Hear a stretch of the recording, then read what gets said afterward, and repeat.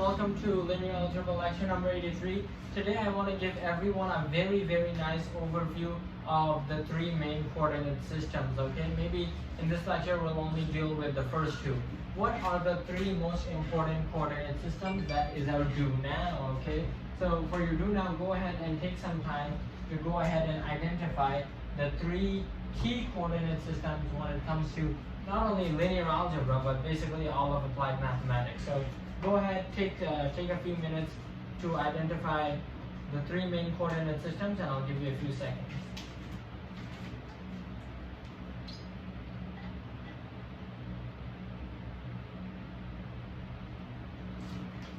Okay, hopefully that was enough time.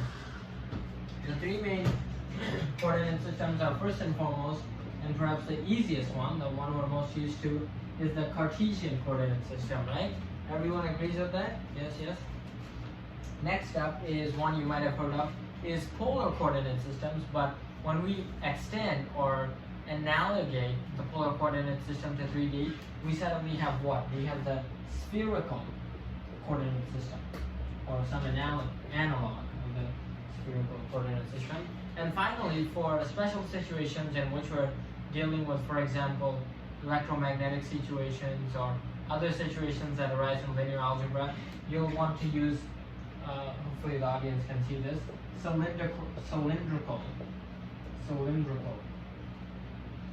coordinate systems. Okay, so these are really the three key coordinate systems. Hopefully you're already accustomed to the first one, as you've been using it your whole life. Today I want to take a look at the other two briefly and tell you what the advantage of these two are.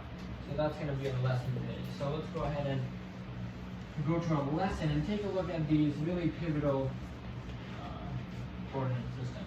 Okay, so let's see, what do we have? First and foremost, I think it's easiest if we start with cylindrical, right? Because cylindrical is a little bit easier than spherical. So here we have coordinate, the R3, right? We're in the three-dimensional coordinate plane, R3. Hopefully you're used to that by now. And let's say we have some kind of a cylindrical surface, right?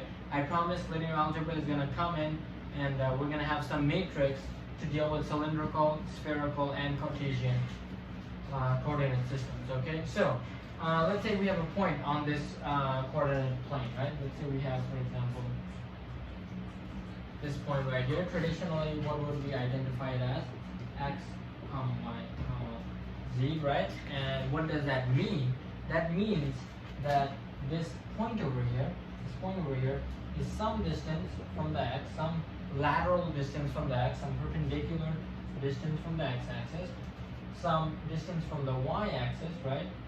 And some distance from the z-axis, right? So that's how we define a point in the Cartesian coordinate plane, right?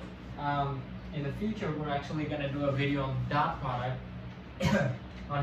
and see how we define a point by taking the dot product of the point's magnitude with the unit basis vectors of whatever coordinate system we're dealing with. Okay.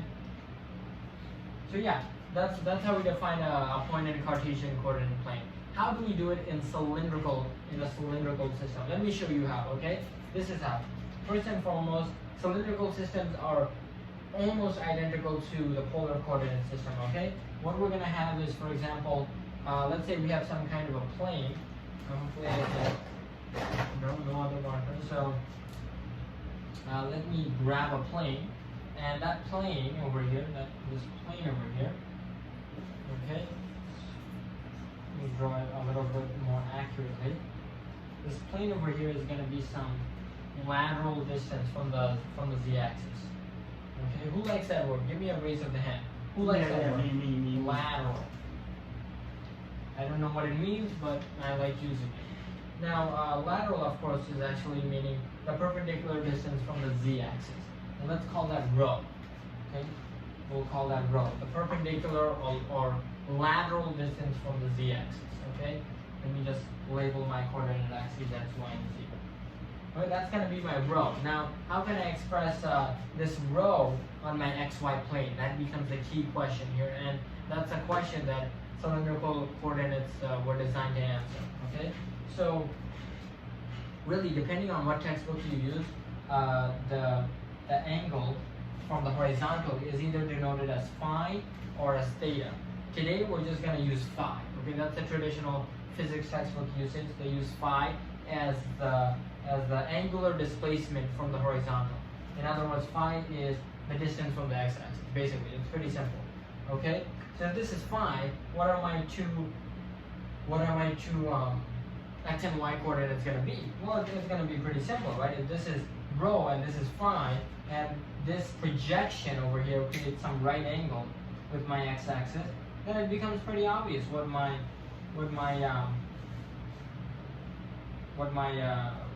x coordinate is going to be. It's simply going to be what? It's going to be rho sine of phi, right? Simple as that. Rho sine of phi. Likewise, what's my y coordinate going to be? Well, you can imagine if this is rho sine phi, then this has to be rho cosine phi, so that my hypotenuse adds up to just rho. So this is going to be rho cosine phi. Okay? And of course my z-axis is going to stay untouched. It's just going to remain as a z-axis. Okay? So let's sum up what we just learned. We saw the transformation that has to go from x, y, z, which is what? This is the Cartesian coordinate plane.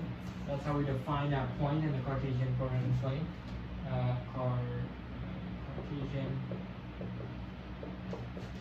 Cartesian, and we just transform it into cylindrical coordinates, right?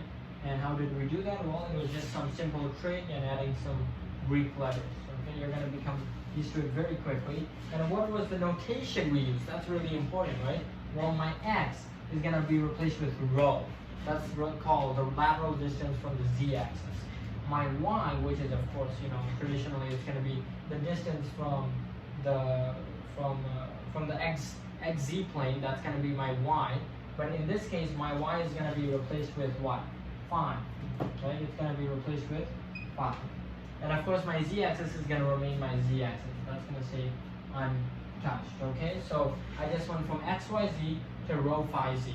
And that's going to be cylindrical coordinates. Okay? Now you can go a little bit further. As a matter of fact, I'm going to show you how to add some additional transforms just in case you need them. Okay? So first and foremost, let's express rho in terms of our x and y that we originally had. As you can see, rho is just the hypotenuse of a right triangle. Right? So we can just go ahead and express it as follows. Rho is going to be the square root of x squared plus y squared. Okay? If this looks familiar to you, if you're having deja vu, well, this is exactly how we define the r in polar coordinates, right? So keep that in mind. Likewise, we're going to have the following. Tangent tan of phi is going to be y over x. And of course, this should once again look familiar. Why? Because if you recall, going back to the unit circle, I'm just going to come over to the right-hand side over here. Going back to the unit circle, remember if we had any point over here, and we drop the altitude and we connected it with the origin, right? And we have some angle theta. In our case, it's phi, but really the principle is all that matters. Sorry about that noise.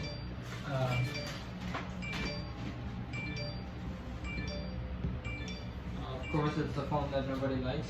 Okay.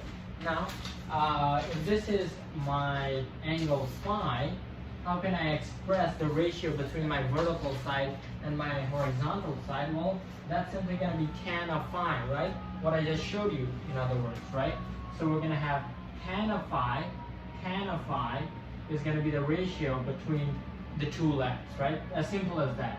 And really, I applied the exact same principle when I'm defining this angle phi in cylindrical coordinates, okay? Now, all of this information for cylindrical coordinates is going to become very important when we come to linear algebra and when we come to defining a matrix that goes from the Cartesian coordinate system to the cylindrical coordinate system, okay? So now I just want to summarize what we learned, and then we're just gonna wrap it up, okay? So let's see what we learned. First and foremost, we went from Cartesian to cylindrical coordinates, aka x, y, z to rho, phi, z. How did we do that? Well, this is most efficient when we're considering some kind of a cylindrical body, such as a wire or a loop. So, for example, this stopwatch has a wire that, if you zoom in close enough, it's going to resemble a cylinder.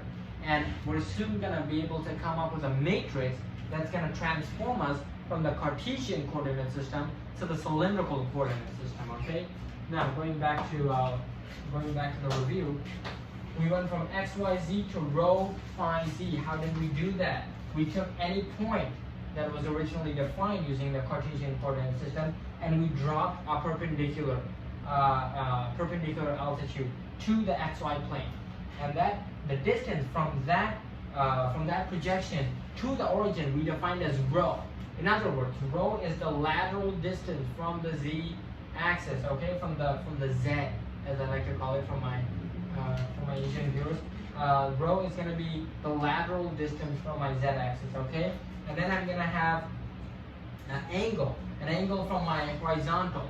Right, this is my angular displacement from my horizontal is going to be defined by phi, okay, or you can use theta, but we're using phi traditionally.